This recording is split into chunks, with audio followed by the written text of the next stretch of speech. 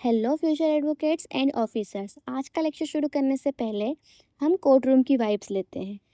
Court room में एक case आता है और केस में ये होता है कि जो विक्रम है वो राहुल पर ये इल्ज़ाम लगाता है कि राहुल ने मेरी रेड कलर की कार चुराई है। कोर्ट में जो विक्रम का एडवोकेट होता है वो कहता है कि राहुल को बचपन से ही रेड कलर की कार बहुत पसंद थी। तो स- तो पक्का यही है कि जो राहुल है उसी ने रेड कलर की कार चुराई है विक्रम की। तो मेरा आपसे ये सवाल है कि अगर आप जज होते तो आप इस एविडेंस को एक्सेप्ट करते कि राहुल को रेड कलर की कार बचपन से बहुत पसंद थी, तो उसी ने उसकी विक्रम की जो कार है वो चुराई है।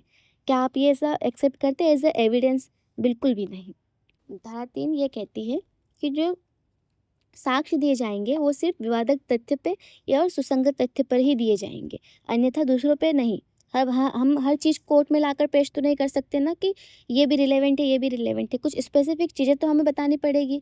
तो धारा 3 स्पेसिफिकली बोलती है कि हम सिर्फ विवादक तथ्य मैं आपको बता चुकी हूँ जो मेन मुद्दा है, और सुसंगत तथ्य वो तथ्य हैं जो मेन मुद्दे को साबित करने में हेल्प करते हैं। तो जो कोर्ट है वो इन्हीं इन्हीं चीज़ों पर एविडेंस दे सकती है। तो हम इसकी बैरेक्ट की लैंग्वेज में हम एक बार पढ़ लेते हैं क्या कहना चाह रही है धारा 3। किसी वाद या कार्रवाई में यानी कि कोर्ट में जो भी प्रोसीडिंग चल रही है, हर विवादक तथ्य के और ऐसे अन्य तथ्य, हर विवादक तथ्य यानी कि मेन मुद्दा और अन्य तथ्य जिन्हें एतस्मिन पश्चात सुसंगत घोषित किया है, यानी कि आने वाली जो धाराएं हैं, जो बीएसए का चैप्टर 2 है, अध्याय 2 है, वो सिर्फ किसकी बात करता है? सुसंगत तथ्यों के बारे में।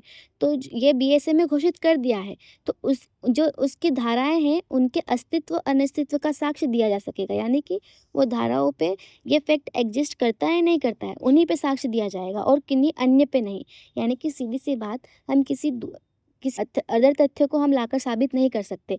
हम सिर्फ विवादक तथ्य और सुसंगत तथ्यों पे ही एविडेंस देंगे, दूसरों पे नहीं। और जो धाराएं जो मेंशन की है चैप्टर 2 में, उन्हीं पर एविडेंस लाकर दे सकते हैं। स्पेसिफिकली जो धारा 3 है उनकी बात करती है। फॉर एग्जांपल विवादक तथ्य क्या होंगे? जैसे कि मैंने एग्जांपल बताया, क्या राहुल ने विक्रम की गाड़ी चुराई है? ये क्या हो गया? ये विवादक तथ्य हो गया, ये मेन मुद्दा हो गया। हमें डिसाइड करना है कि राहुल ने ही विक्रम की गाड़ी चुराई है या नहीं। सुसंगत तथ्य क्या हो गया? सुसंगत तथ्य ये हो गया कि चोरी होने के बाद राहुल बहुत तेज गाड़ी, जो रेड कलर की गाड़ी है वो बहुत तेज स्पीड में चलाकर ले जा रहा था।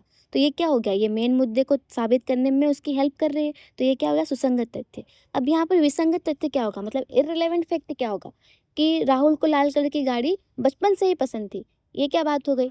राहुल को लाल कलर की गाड़ी बचपन से ही पसंद थी, ये तो बहुत ही इररिलेवेंट फैक्ट हो गया। तो हम इस पे एविडेंस नहीं एक्सेप्ट करेंगे। धारा 3 जो बोलती है वो बोलती है कि विवादक तथ्य और सुसंगत तथ्य पर ही हम एविडेंस ले सकते हैं, किसी दूसरे पे नहीं। मतलब इररिलेवेंट फैक्ट पर हम नहीं ले सकते।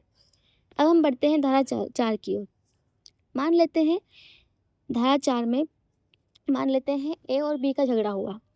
ए बहुत बुरी तरीके से बी को पीट रहा है और बी आवाज़ लगाता है बचाओ बचाओ, और उसकी आवाज़ सुन के आसपास के सभी जो लोग हैं वो जमा हो जाते हैं और कहने लगते हैं अरे उसे मत मारो, पुलिस को बुलाओ, पुलिस को बुलाओ। तो ये क्या हो गया? ये सेम ट्रांजैक्शन में चीज़ें चल रही है, यानी कि एक के बाद चीज़ें होती जा रही है।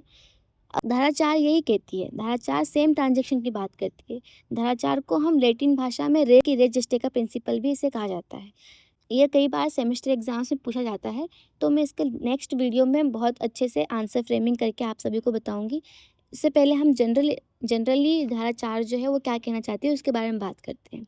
तो धारा 4 कहते हैं कि ऐसे तथ्य जो भले ही मुख्य मुद्दा ना हो, यानी कि वो खुद विवादक तथ्य ना हो, लेकिन वो मुख्य मुद्दे से इतनी गहराई से जुड़े हुए हैं कि वो एक ही संव्यवहार का हिस्सा बन जाते हैं। यानी कि मुख्य मुद्दे से वो बहुत क्लोजली कनेक्टेड है, एक के बाद चीज़ें हो रही है तो उसे साबित कर पाना बहुत ही आसान हो गया।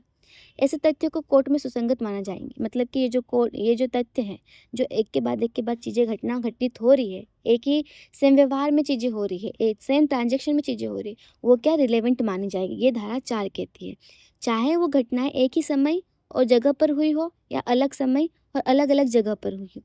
फॉर एग्जाम्पल, एक टेररिस्ट है, वो महाराष्ट्र से तार खरीदता है, फिर आगे जाकर महाराष्ट्र से थोड़ी आगे जाकर महाराष्ट्र में ही वो बॉम्ब खरीदता है और दिल्ली में जाकर बॉम्ब ब्लास्ट को एग्जीक्यूट करता है। तो ये क्या हो गया? ये डिफरेंट टाइम डिफरेंट जगह पर से उन्होंने चीज़ें ली थी। मतलब जो टेररिस्ट है उसने अलग अलग जगह से अलग अलग समय पे एक एक चीज़ें ली ना। तो ये क्या हो गया, ये भी सेम ट्रांजेक्शन का हिस्सा हो गया। ये मैटर नहीं करता है कि वो सेम टाइम पे या सेम जगह पर लिया जाए, डिफरेंट टाइम पे और डिफरेंट जगह पर भी वो प्लान को एग्जीक्यूट कर सकता है। अब फॉर एग्जाम्पल ए ने बी को मारा, उसे पिटाई के दौरान ए ने क्या कहा, बी ने क्या कहा, या वहाँ पर खड़े लोग जो थे उन्होंने क्या कहा, ये सब उसी घटना का भाग हो गया, ये हो गया सेम ट्रांजेक्शन, तो उसे हम एज ए एविडेंस एक्सेप्ट करेंगे। अब हम इसे बेयर एक्ट की लैंग्वेज में पढ़ लेते हैं। तो बेयर एक्ट की लैंग्वेज में ये है, जो तथ्य विवादक तथ्य न होते हुए भी किसी विवादक तथ्य या सुसंगत तथ्य से इस प्रकार सशक्त है, यानी कि इस प्रकार जुड़े हुए हैं एक दूसरे से कि वह एक ही संव्यवहार के भाग बन जाते हैं। वे तथ्य सुसंगत थे, चाहे वो उसी समय और स्थान पर या विभिन्न समयों और स्थान पर घटित हुए हैं। आई होप आपको सेक्शन 4 और सेक्शन 3 बहुत अच्छे से समझ में आ गया होगा। अब मैं इसकी जो नेक्स्ट लेक्चर है उसमें हम रेज जस्टिस के पूरा आंसर फ्रेम करके इसके केस लॉस और जो भी सारी बेसिक जो चीज़ें हैं एक आंसर में क्या क्या होनी चाहिए वो मैं आपको नेक्स्ट लेक्चर में बताऊंगी। बने रहें इस सीरीज़ के साथ।